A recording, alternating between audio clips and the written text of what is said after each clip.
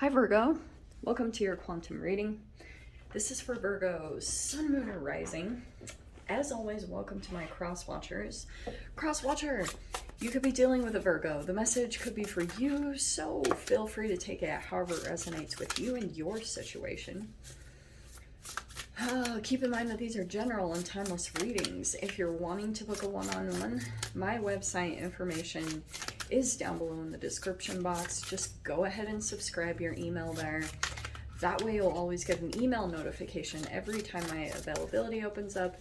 You can also follow me over on Instagram. That information is also down below. I just post more stuff on quantum physics. Plus, sometimes we do more, like I'll do lives over there. It's just like a fun little community thing.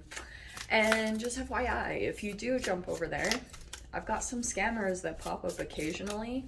So just know, the only links that I have to anything are down below.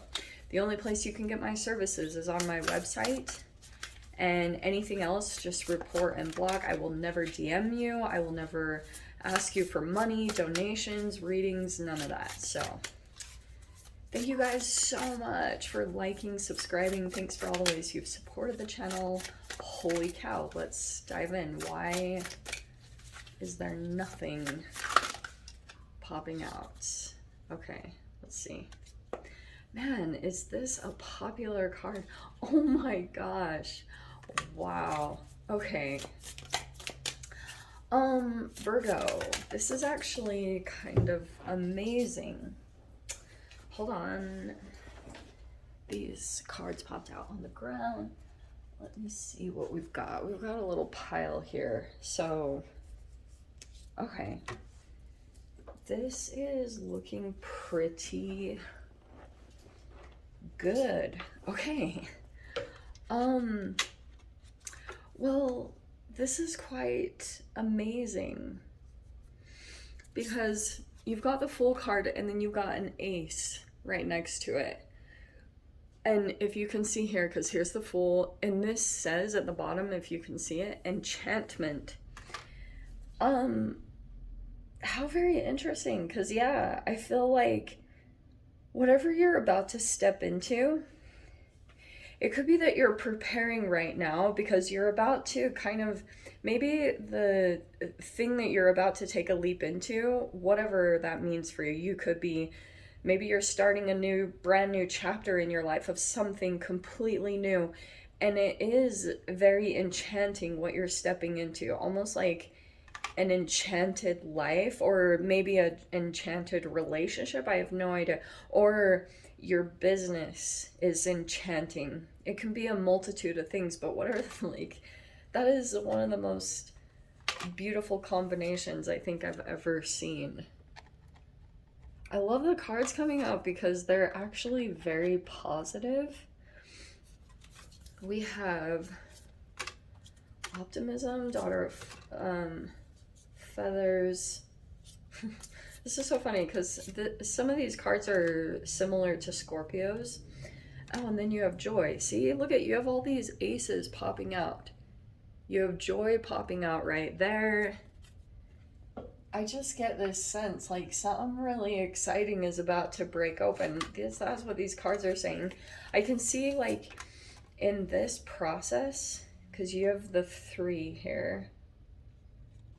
So you could be working very hard right now. You have work and the death card. So that's why I was saying it's interesting. You could have a connection to a Scorpio, possibly.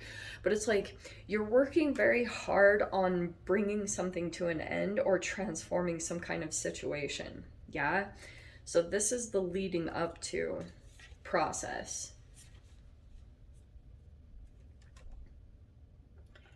I keep getting the sense like something is right within your grasp. Okay.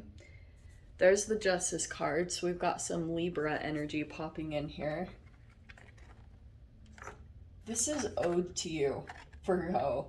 This Justice card is almost saying like you went through a lot of intensity over here and something significant is coming to an end.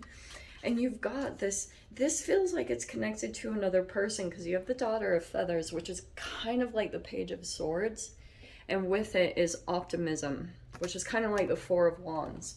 So what this is showing me is there's a particular energy that they might be coming in, but there's like this new beginning-ish energy that you might be starting to see could be possible for you. I feel like it was maybe taken away from you, and that's why I was saying the justice is kind of saying this is your justice. Whatever this all is breaking open, it's owed to you.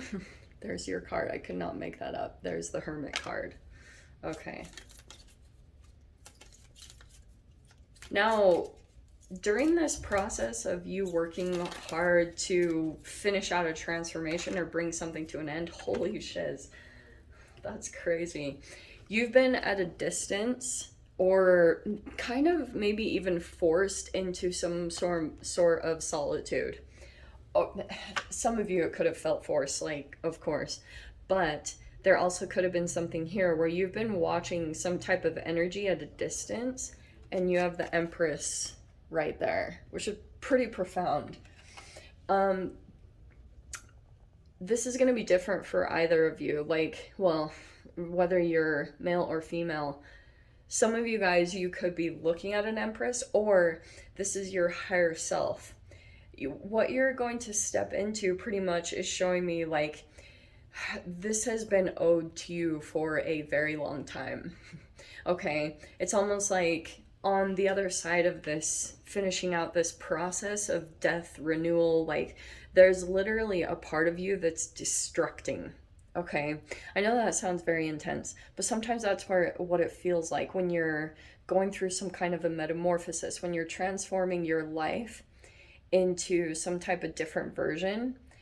It is because like you're working very hard so that you can live almost an enchanted life where it's little to no effort. For some of you guys, you like, this might be really crazy to say, but you might be retiring at a very early age, and your life will be pretty much so positive that it will be almost unbelievable. And I can literally see that with this combination. It's kind of like you'll be pinching yourself to believe that you're actually living this life. You dreamed it for so long, and now you're actually about to step into it. That's why I was saying it's actually within your grasp somehow. It's just like right on the other side of this intensity. You know, this can be like, you know, when you start working out or something and then you get sick and then you think it's counterintuitive to what you're trying to do, but it's like you release an energy, and that's kind of what I'm seeing with the Pluto energy, that it's trying to help you release certain energies that are blockages to your joy, to your happiness. So that's why your ability to transform or be in environments that are transformational, all about like, every time I see this death card, it's about clearing dead senescent cells from your body. Autophagy, that's the destruction renewal that I see it as, but you know, take that however you want. Oh my gosh, wow. So some of you guys could be ultra independent, you could be entrepreneurs.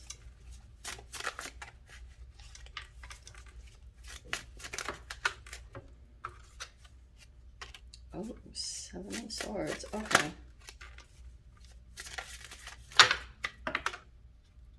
Oh, okay. All right, yeah, I'm gonna say this, all right. So, Virgo, I feel as though there could be some regrets here, very possible, or there could have been some previous loss that you went through. This can be grief. You know, this Five of Cups is, this sounds really harsh to say. Sometimes it can be crying over spilled milk, but sometimes it is serious loss. So that's why I'm saying, like, take it however it applies to your situation. But I'm seeing it could have been even hard for you to see, like, that you're, like, independent or something. There's a collaboration that is coming in, just FYI. But I feel like this is more, someone could have done something deceptive with the Seven of Swords there. So you could have had a person that intentionally did something and you were like, oh my gosh. And you know what's interesting about this, Virgo, like what I'm seeing here is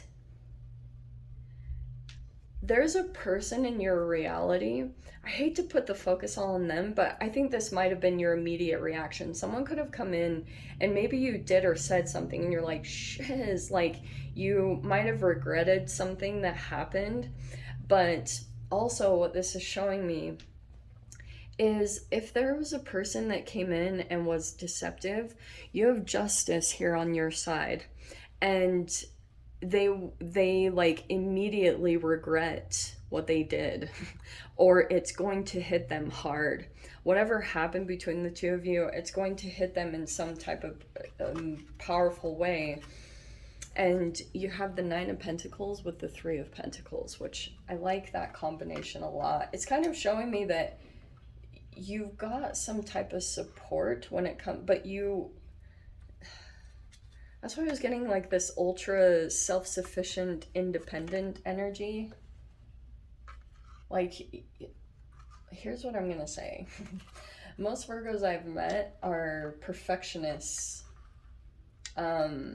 And when you want it done a certain way, you won't accept help. And I'm saying that all with love. So we have the Seven of Pentacles. Let me finish this scenario because something is coming in here. We have the Four of Cups. And then at the bottom, interesting, we have the Four of Pentacles, the Queen of Wands, and the Wise One. Okay. Very interesting, especially with the Four of Cups. To be honest, Virgo, I feel like you might be going through some kind of disappointment or like boredom. And this is very interesting. Every time I see this combination, I have to talk about it. No, I don't want to. Oh, but it came up, so I have to. Whenever I see the Queen of Wands and the Empress, it's reflective some way. I don't know if you're dealing with some kind of weird third-party situation. Like, there is the Three of Pentacles. There's the Seven of Swords and the Five of Cups. So for some of you guys, it could be something like that. But I always call this the Mother Madonna whore complex.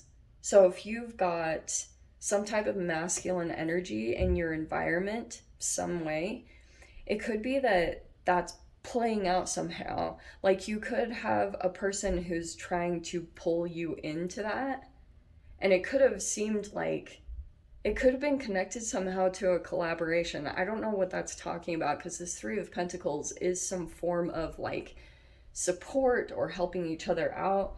But I'm getting that there's a person here that there's like someone could be seeing you as the Empress. Like, but what's tricky about this is, yes, you are the whatever end all be all, maybe to a particular person, but the like you have to portray a certain image as being the mother, you know. So this person, like if you're dealing with a person who's in trauma, all right, which I'm only saying that because of the Death card. I feel like this is a part of the thing that you are possibly ending, because I can see there's like maybe self-deception, and it could have played out in like in your reality in some way. But what I'm going to tell you is if you're dealing with a person who has trauma, they're split into three. And that's why the three is so popular, because it, you know, yes, there's like third party entities, but what I'm saying is there's a person here that, since you're so elevated in some way as the Empress, that person doesn't want to like taint you. So there's a shame aspect of them. And this is why sometimes it's popular in cheating, or this person will use maybe this Queen of Wands as like the, like to manipulate the other. There's a lot of shame here, and the shame will split the person into different selves. So that's why I was bringing up like the Mother Madonna whore complex, because it's some type of psychological projection that plays out within different people in the relationship. So that's why I'm saying there's like this Four of Cups and the Four of Pentacles, and there's like this guardedness that I would encourage you. The wisdom of this situation is to like see it for what it is and hold back. Maybe even become selfish, like back focused on yourself, because maybe there's more healing that needs to be done within you. Because law of attraction, believe it or not, is still taking you into this situation, because it could be reflective of more of your transformation that's needing to take place, and you will switch into this new chapter. The Fool card is there.